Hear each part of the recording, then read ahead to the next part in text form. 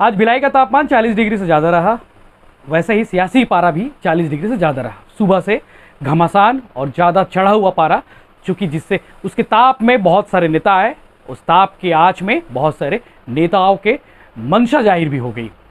दरअसल हम बात कर रहे हैं वैशाली नगर क्षेत्र को अलग से नगर निगम बनाने के उस प्रस्ताव पर, जिसकी चर्चा कल रात से लेकर आज सुबह और आज शाम तक होती रही है और लगातार हो रही है। दरअसल कांग्रेस के पार्षद कल एक प्रस्ताव लेकर आते हैं। उनका कहना है कि वैशाली नगर क्षेत्र को अलग से नया नगर निगम बनाया जाए। उस प्रस्ताव के जो चर्चा थी, उस प्रस्ताव की जो बातें थी, वो बाहर आ जाती है। बाहर आने के बाद विधायक देवेंद्र यादव, मेयर नीरज पाल का पारा चढ़ जाता है। पारा चढ़ने के बाद वो आज एक बैठक लेते हैं। बैठक में सभी पार्षदों की पेशी होती है। उन पार्षदों की पेशी होती है जिन पार्षदों ने उस प्रस्ताव पर हस्ताक्षर किए होते हैं। दरअसल देवेंद्र यादव और मेयर नीरज पाल को बाईपास करके वो बैठक की गई थी। हालांकि आज जो बातें सामने आई, नीरज पाल और मुकेश चंद्राकर ने जो कही बातें, उसमें उन बातों का जिक्र नहीं है। वो गोलमोल करके जवाब देते रहे या फिर स्पष्ट तौर पर क्लैरिटी नहीं रही उनकी बातों पर। तो आज उस बात पर, उन विषयों पर भाजपा के सांसद विजय बघेल, विधायक विद्यारतन भसीन जो वैशाली नगर क्षेत्र से आते हैं, और तमाम भाजपा के पार्षद इसको लेकर एक माहौल बनाना शुरू कर दिया है, क्योंकि उन्होंने कांग्रेस को भी घेरा है इस बात को लेकर कि अलग से वैशाली नगर को नगर निगम बनाने की जरूरत नहीं है। क्या कुछ कहा है ये इस वीडियो में देखिए। आने वाले समय में निश्चित रूप से जब संख्या बढ़ती है, जनसंख्या बढ़ती है, तो ऐसे निर्णय सरकार द्वारा, शासन द्वारा लिया जाता है। लेकिन आज बड़े दुख के साथ कहना पड़ रहा हूँ और हंसी भी आ रही मुझे कि जिस पार्टी का आज सरकार है, जिस पार्टी की सरकार है, कांग्रेस पार्टी की, उसके 16 पार्षद ये लिख के दे रहे हैं कि वैशाली नगर निगम को अलग से निगम बनाया जाए, वैशाली नगर को अलग से नगर निगम बनाया जाए। ये हंसी के पात्र खुद बन रहे हैं। और किसको दे रहे हैं? अपने जो जिला अध्यक्ष है मुकेश चंद्राकर जी, उसको दे रहे हैं।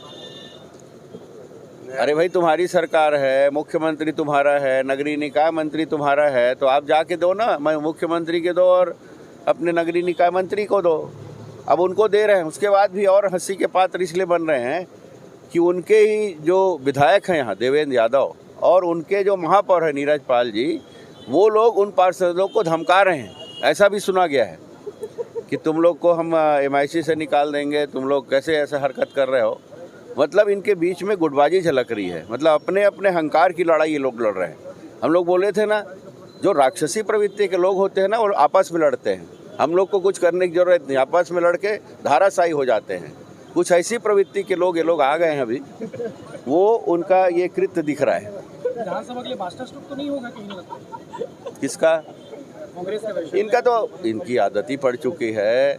इनके जो कांग्रेस के सरकार के, भूपेश बघेल के सरकार के किसी भी योजना में तंत्र नहीं है। लोग नाराज हैं, हताश है, निराश है, इसलिए एक नया सिगुपा छोड़ते हैं लोग। अभी बोले 2800 हम धान का वो देंगे आगे वाले समय में, अभी से चालू कर दिए। अभी खैरागढ़ में चुनाव हुआ, खैरागढ़ को जिला बनाएंगे। अरे भाई, तुमको अपनी योजनाओं पे भरोसा है? इतने लोकप्रिय मुख्यमंत्री हैं, 6 दिन घूमे हो, वो 26 ठो सभा लिए हो छोटा सा विधानसभा में, तो अपने कार्यों पे आपको विश्वास नहीं, इसलिए आप छोड़ रहे हो, लालच दे रहे हो कि खैरागढ़ को हम जिला बनाएंगे, आज वैशाली नगर को नगर निगम बनाएंगे, ये बोल रहे हो आप। तो ये कुछ भी कर सकते हैं। कि मैं तो एक जनप्रतिनिधि हूँ और सौभाग्य से या दुर्भाग्य से कह लीजिए, मैं इस नगर निगम महापौर भी रहा हूँ। भिलाई जो नाम है उसको समाप्त मत करें। भिलाई वैसे ही एक खंड अलग हो गया हमारा। मेरी यही रिक्वेस्ट है, भिलाई को भिलाई रहने दिया जाए। निजी स्वार्थों से ऊपर हट के काम कीजिए, शहर के लिए काम कीजिए। पार्षदों का तर्क है कि विकास होगा वैशाली नगर को निगम बनाने से। विकास जो हुआ आपने भी देखा है 5 साल में, और 2023 में हम विकास बताएंगे विकास होता क्या है। और पहले भी बताए नहीं बताएंगे हम 2023 में विकास हुआ कहाँ है, आपसे ज़्यादा कोई नहीं जानता। पिछले निगम चुनाव में आप घूम रहे थे ना वार्डों में, गलियों में, क्या विकास है देखा था आपने स्वयं। तो विकास तो अब आने पर 1 साल के बाद बताएंगे घूम के विकास होता क्या है। बस मुंगेरी लाल के सपने दिखाओ और अपने छल कपट से सत्ता में कहीं ना कहीं बैठ जाओ। खैरागढ़ में उन्होंने वही किया, और जहाँ भी उपचुनाव हो रहा है उसके बाद भी सरकार से आप देख रहे होंगे जहां पर 15 साल के अंदर में डॉक्टर रमन सिंह ने 3600 करोड़ रुपया लेके चला रहे थे, आज ये 3.5 साल में 8100 करोड़ रुपया ले लिए और ना जाने हजारों करोड़ और फिर ले लेंगे। लेकिन कहाँ दिख रहा है? आप देखिए धरातल पे ना आपको नली ना गली ना ही क्या बोलते रोड, किसी प्रकार का विकास नहीं दिखेगा। तो निश्चित तौर पे ये सिर्फ लुभावने और ये सब बातें जो है, और इसमें विपक्ष का कहीं ना कहीं, तो विपक्ष का कहीं कोई वो नहीं है, ये तो आपस में लड़ रहे हैं, आपस में एक नहीं है।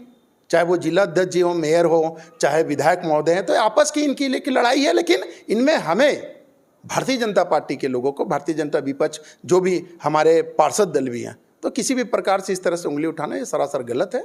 वो अपनी लड़ाई अपने यहाँ लड़े, लेकिन इसको लोगों के बीच में ला के हम लोगों को विपक्ष में इस तरह की बातें रखना ये निंदनीय है। क्या वाकई में वैशाली नगर को विकास के लिए निगम बनाना चाहिए ताकि ज़्यादा विकास हो सके?